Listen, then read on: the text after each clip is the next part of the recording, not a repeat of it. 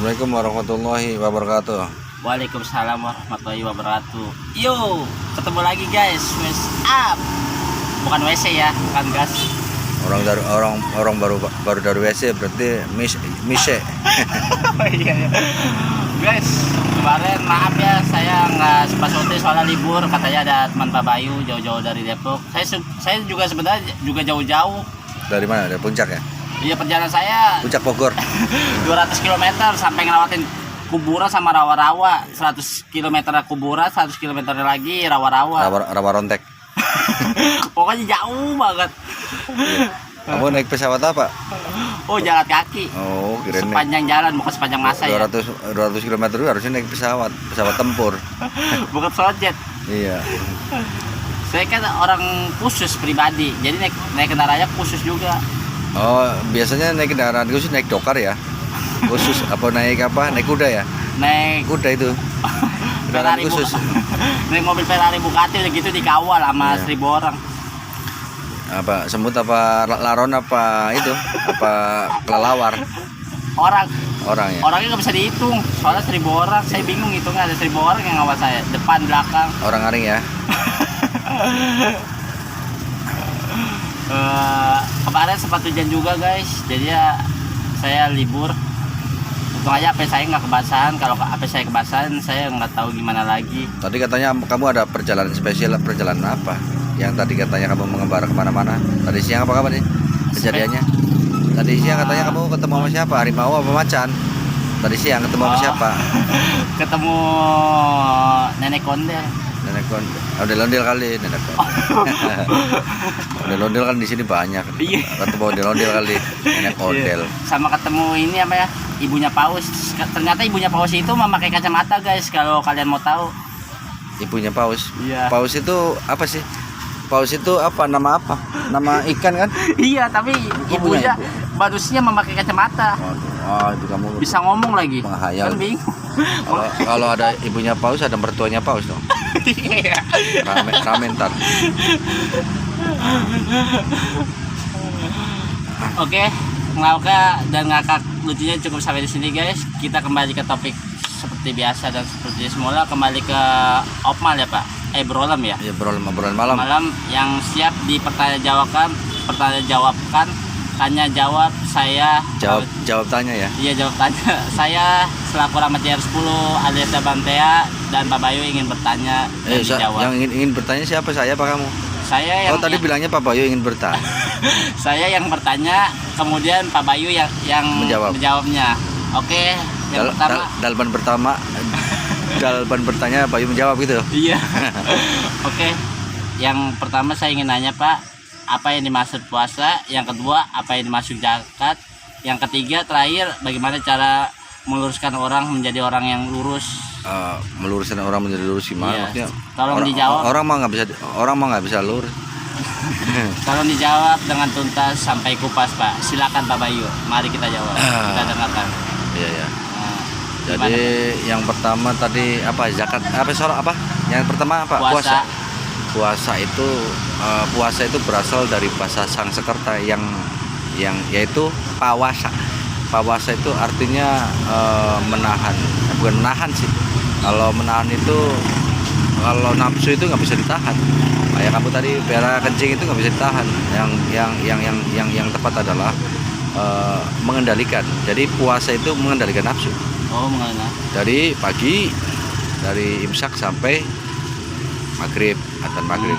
Jadi puasa itu artinya tarbiyah. Tarbiyah itu artinya apa? Latihan. Di dalam bulan Ramadan itu kita latihan puasa. Tujuannya apa sih? Tujuannya untuk membentuk karakter jujur dan sabar dan jujur, maaf. Jadi tujuan puasa adalah untuk membentuk karakter jujur dan sabar. Jujurnya apa? Jujurnya dari sabar dulu deh. Sabarnya apa? Sabarnya dari pagi, dari imsak sampai adzan maghrib itu kita dilatih suruh sabar mengendalikan nafsu, bukan menahan ya. Kalau menahan nggak bisa, nafsu itu nggak bisa ditahan. Soalnya apa? Soalnya nafsu berak kan nafsu juga. Kencing itu nggak bisa ditahan, bisanya dikendalikan. Kendalikan kemana? Ke WC kalau tadi bilang kencing juga di WC gitu. Kalau nafsu juga dikendalikannya gimana caranya, sampai sore lah ya, sampai adzan maghrib itu. Jadi konteks dari puasa adalah untuk menahan sabar, maaf, salah lagi nih, mengendalikan sabar dari pagi sampai sore dan melatih jujur. Jujurnya adalah yang tahu puasa itu hanya saya dan Allah. Karena apa? Karena kalau kita di dalam kamar makan dua piring pun orang lain nggak ada tahu. Jadi di situ dilatih untuk melatih kejujuran. Makanya hasil dari puasa adalah melatih jujur dan bukan melatih tarbiyah sih, melatih jujur dan sabar. Jadi itu dilatih selama 1 bulan, dan habis 1 bulan itu supaya kita membentuk sifat karakter jujur dan sabar. Tapi kalau maunya habis bulan Ramadan kita endingnya tidak bisa jujur dan sabar, itu gimana? Yaitu termasuk puasanya puasa ular. Yang dimaksud puasa ular adalah puasa yang hanya ganti baju saja saat lebaran, tapi karakter dan sifatnya seperti ular, yaitu lidahnya masih bercabang 2 dan mulutnya berbisa. Mulutnya berbisa itu mulutnya bikin hoak, bikin fitnah, menyakitin orang dan lain-lain. Tadi kembali lagi ke awal tadi, hasil dari puasa adalah untuk membentuk karakter yang jujur dan sabar, atau sabar dan jujur ya. Tadi kalau habis lebaran ini puasanya seperti puasa ular ya, hanya puasa ular itu hanya menggantikan kulit, hanya berganti baju saja saat lebaran, tapi karakter dan sifatnya seperti ular, yaitu lidahnya bercabang 2, artinya munafik, dan mulutnya berbisa itu artinya penebar fitnah dan hoak dan lain-lain. Jadi ending dari puasa adalah ya tadi, jangan sampai kita kayak seperti ular ya. Harusnya kita puasa seperti kayak puasa kepompong, puasa kupu-kupu, yang awalnya menjadi ulat terus menjadi kepompong, yang berakhirnya adalah menjadi kupu-kupu.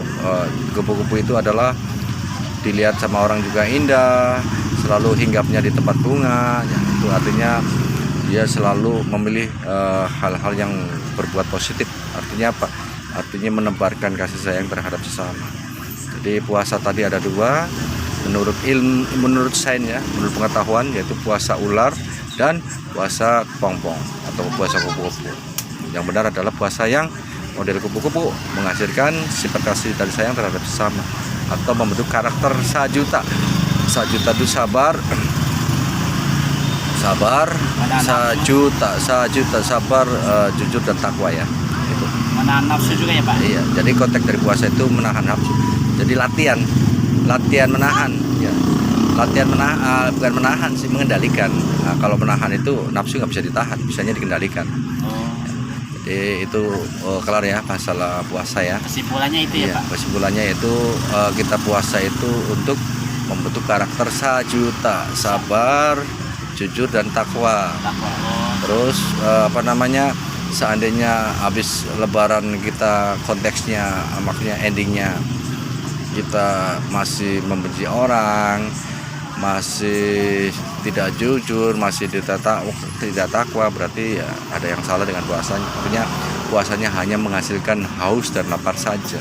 Oh iya, iya, itu konteksnya ya. Yang kedua tadi masalah apa? Puasa terus zakat.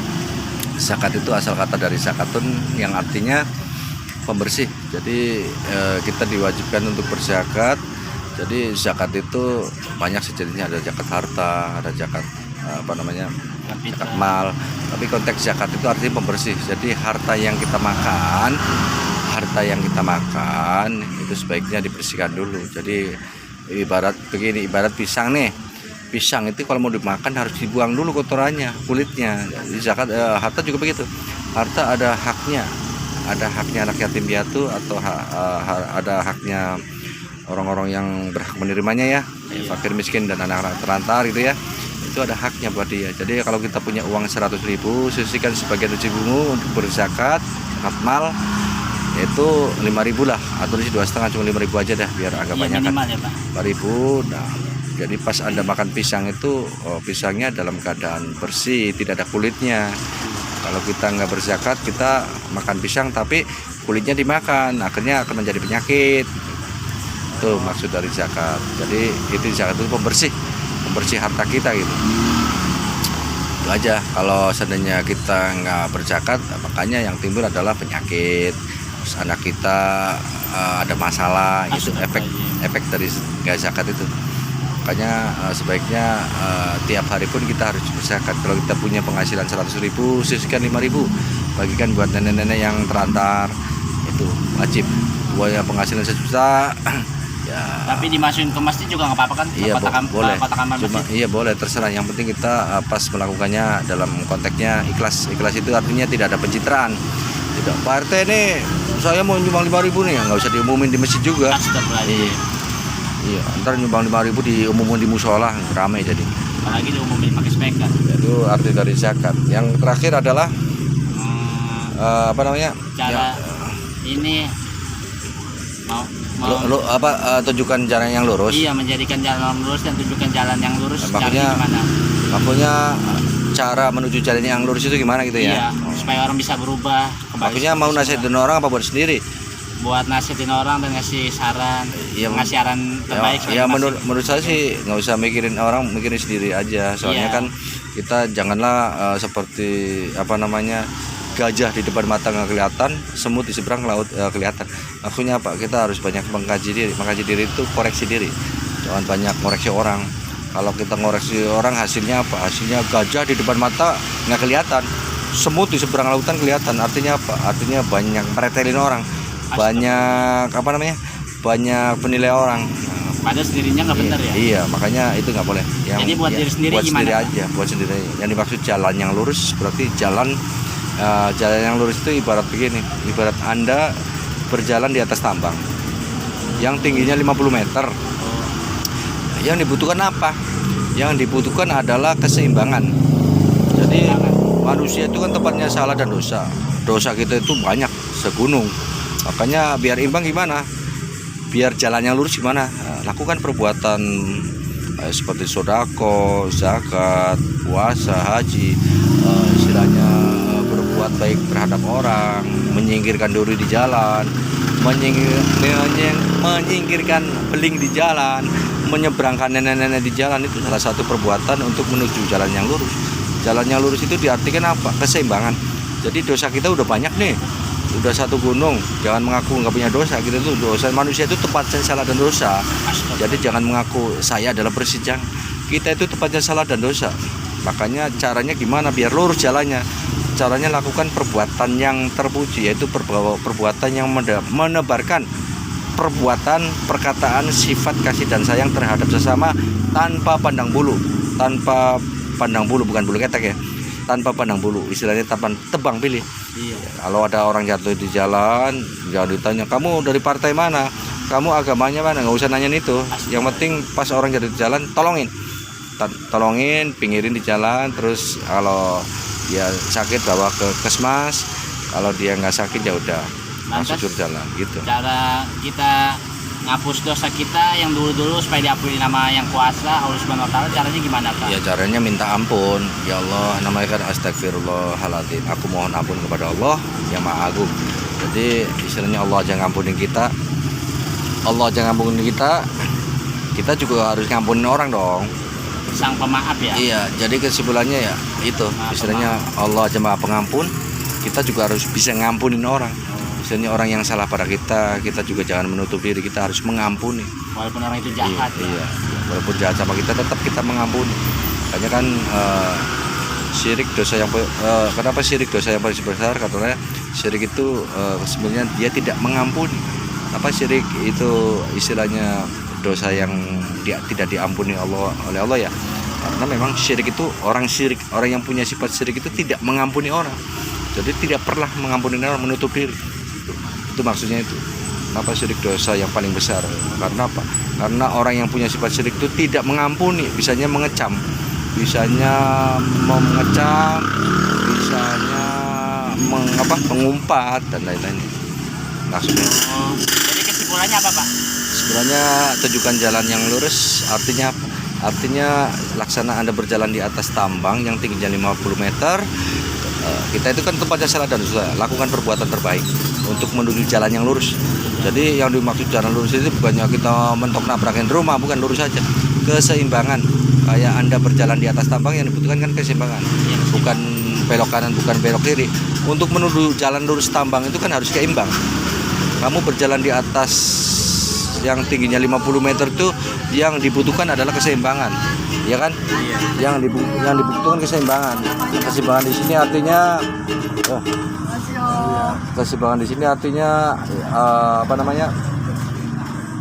ya itu tadi, melakukan perbuatan yang terbaik atau melakukan perbuatan sifat yang terpuji. Bersedekah. Iya, bersedekah itu aslinya itu kita suruh ngimbangin. Dosa kita kan banyak nih. Iya. Jangan ngaku kita nggak punya dosa itu banyak. Makanya caranya biar imbang menuju jalan lurus gimana caranya? Ya, caranya harus berbuat kebaikan. Berbuat kebaikan itu banyak, 1001 macam. Zakat, puasa, haji, tahajud, macam-macam. Berbagi kepada sesama, menyingkirkan duri di jalan, menyembelihkan nenek di jalan, menyingkirkan beling di jalan. Itu contoh. Jadi kesimpulannya itu ya Pak? Iya. Iya. Udah ya, cukup ya, udah banyak nih. Cukup sekian ya. Jangan lupa di subscribe, like, share, dan komen bila untuk kebaikan semuanya teman-teman. Nanti untuk berikutnya saya akan tanya Pak Bayu lagi. Jangan lupa nyalakan loncengnya, notifikasinya biar saya bersemangat berkarya dalam membuat video untuk kebaikan selagi masih baik. Terima kasih. Wassalamualaikum warahmatullahi wabarakatuh. Sampai jumpa. Waalaikumsalam warahmatullahi wabarakatuh.